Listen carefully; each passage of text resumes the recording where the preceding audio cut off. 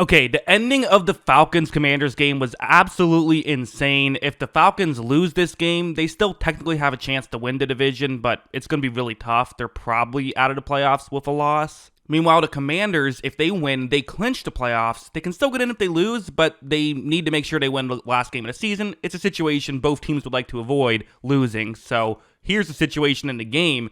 Washington's up 7, but on a 4th down and 11, you're going to see Michael Penix take the snap, and this is just, Washington's had coverage issues all season, and you see right here, Drake London is just wide open. This makes the grab. He not only that, London breaks a tackle, gets even more yards, and you're thinking, if you're a Falcons fan, here we go, about to tie the game, hopefully send it to overtime, like this is happening. But then this play happens, so it's a 1st down and goal, and you see right there, the player who I've circled who's in motion, this is the quarterback, Michael Penix. What they're doing on this play is it's a wildcat. They're going to have a direct snap toward the running back. They did it earlier, and it worked. It got them the touchdown. It essentially gives you an extra blocker. You don't have to waste the player just handing the ball off. Except here, it's a high snap and goes over Bijan Robinson's hands. I'm not sure if it was a quarterback, if he would have still been able to snag it, but either way, certainly not ideal. And in this situation, Bijan Robinson, who is a left-handed player, if he throws it out of bounds, it would be hard. He would have to throw it, and it would have to get past the 5-yard marker, and he is kind of under pressure, and he's not used to throwing the football. Last thing you want to do is, fumble it trying to do that and just end it right there. But if you were to throw it out of bounds, then you could still get the ball 2nd and goal at the 5.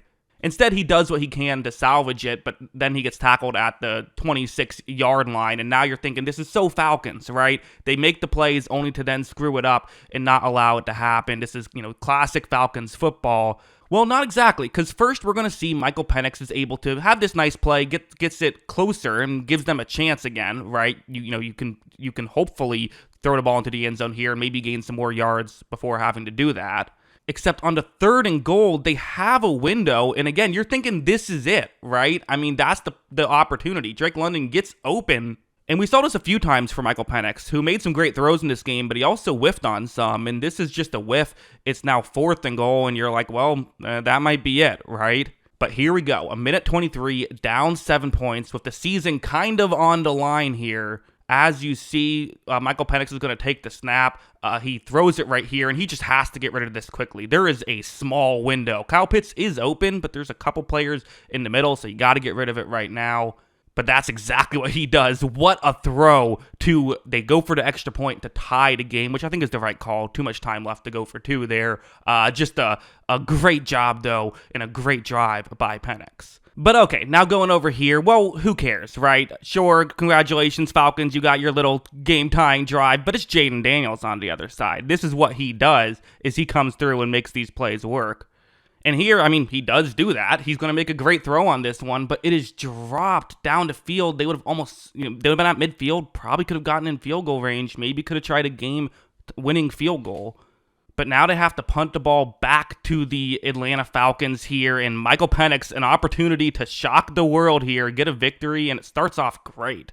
You see this deep pass to Darnell Mooney. They're going to be able to get a big completion, but I'm going to pause it to talk about it. So you see right here, this is just a mistake by Atlanta. There's 34 seconds left in the game clock. They have 2 timeouts.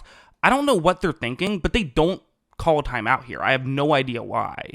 Instead, they hurry to the line so they can run this play, which, in fairness, was open. And if Penix makes that throw, they're in field goal range. But because it missed, now there's 12 seconds left. They could have had the entire playbook to worry about, and now they just don't. They have 2 timeouts. That helps, but you would have still had a timeout. Just a big blunder that essentially cost them 20 seconds here. So now going over here, it's not going to be they missed another play, so it's a 3rd down and 7 situation, and it's tough, right? You want to gain some yards and get in field goal range, but only 7 seconds left. It's difficult, but you do have a timeout to work with now. They actually burned one pre-snap before this. You see, Penix is going to take the snap. He makes the throw, and it's incomplete, but there is the dreaded yellow flag that is thrown. So what happens here? It's ruled pass interference, and you're thinking, okay, chip shot field goal. Well, here's where things get interesting. So you see right here, the flag is going to be kind of on the lower part of his shirt right there, right on the 1. You see, it's clearly a foul, clearly a penalty. But remember, pass interference is when it happened. So doesn't give the Falcons all of the yards they would have gotten if it was a completion. It only gets them a little bit. However, still, Atlanta can now try a 56-yard field goal. And again, we've seen kickers make this season. This has been the year of the kicker, it seems. Atlanta's had some issues. Younghoe Koo got injured, so they've kind of bounced around with some kickers. But still, a chance to be an Atlanta hero if he can make it. And you're going to see the kick is up, and it is good. It is good. It is good. It is short. I mean, unbelievable. Somehow, some way, this game is going to overtime. But Jaden Daniels into Commanders, then win the coin toss, and what do you think is going to happen? The Falcons won a game earlier this year by getting an opening drive touchdown in overtime against Tampa Bay to put them in this position, but here it was all Jaden Daniels in overtime.